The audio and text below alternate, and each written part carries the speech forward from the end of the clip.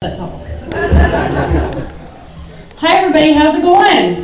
Yay! Great. I'll go ahead and introduce myself. My name is Amy Exum, and I'm standing too close to a speaker or something. But anyway, I come from Alabama, not with a banjo on my knee, which is one of the things that most people ask me. But I come from America, and there are some subtle differences here that I would like to talk about. Like I got married, that's why I moved here, because that's the first question that a lot of people ask me is, why the fuck did you come to Gosport? It was for marriage. And we got married. It was kind of cool ceremony, only it didn't go how I wanted it to go, because my mom was like, seriously, now I wanted to come down the aisle to Highway to Hell. My mom didn't care for that, but I thought it was appropriate. But anyway, so I got married and moved here, came to Gosport. And one of the first nights that we were hanging out, my husband was like, well, I'm going to have faggots for dinner.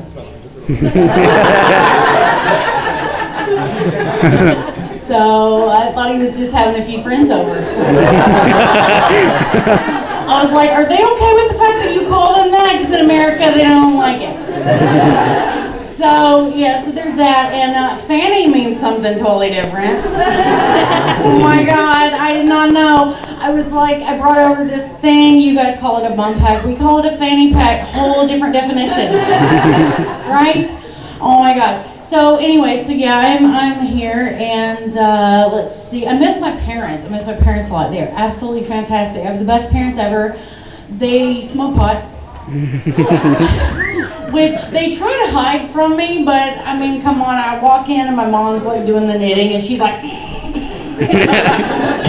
I'm like, just pass it, fucking Cheech and Chong, whatever. And, but my mom, she's crazy because she goes on eBay and she buys fucking weird shit when she's high. The last time I talked to her, she's like, I got something a little crazy on eBay. She bought an ice cream truck. Yeah, I was like, oh, she made me drive that thing. So I was like, okay, so anyway, my brother was like, well, you don't have to sell ice cream at an ice cream truck. You can sell other things. So I was like, yeah, so did you hear about this guy in New Jersey in America?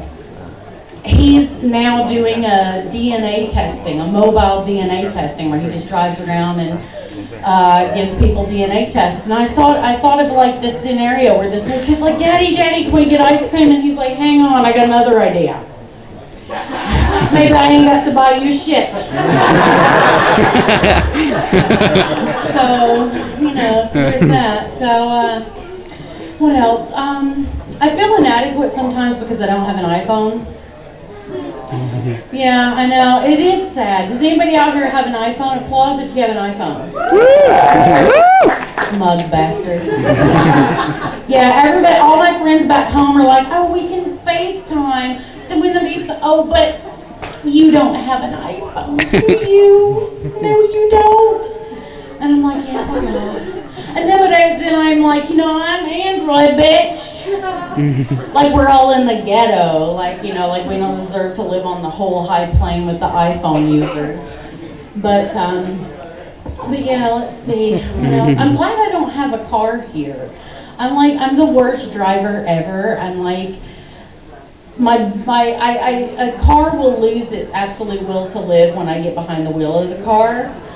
But my brother said it's because I don't change the oil, but the oil doesn't try to change me. So, they fuck off. But I found out what the reason is. It's the names of the cars I chose. Like, for instance, my last car in America was the Protege. It was a Mazda Protege, which Protege means someone in training, someone learning. So my car was in training to be a car. And I'm not good with encouragement. I turn into like a naggy Jewish mother. I'm like, you'll never be like that car. Why can't you be that color? Look, that car's air conditioning works. Why doesn't yours? Look, that car's moving. We're on the side of the road. So, but it was better than the car before that. The car before that was a Mirage. It really exists. My friends were like, we thought you got a new car. I was like, I did. It's a Mirage. gosh. They're like, yeah, we thought you had a better imagination than that. So, yeah, and let's see, what else is going on? I'll leave you guys on this because I didn't really prepare a lot, but a friend of mine canceled plans with me the other night, and it was the biggest bullshit reason I've ever heard in my whole life. He said, I feel like a zombie, I can't go anywhere, oh my god. I said, you know what, compared to other things, zombies are pretty fucking determined. You know, I mean, I'm serious, you've seen The Walking Dead, right? Yeah. Compared to other dead things, they're pretty fucking determined. They will nothing stand between them and their insatiable hunger for your brain. So I think it should be turned around to a positive. Like, oh my god, did Karen really finish that all in one day? Yeah, dude, she went at it like a zombie. Or like two girls talking about a new guy. So tell me about this new guy you're dating, girl. He's a zombie in the bedroom. That's my time, everybody. Thanks.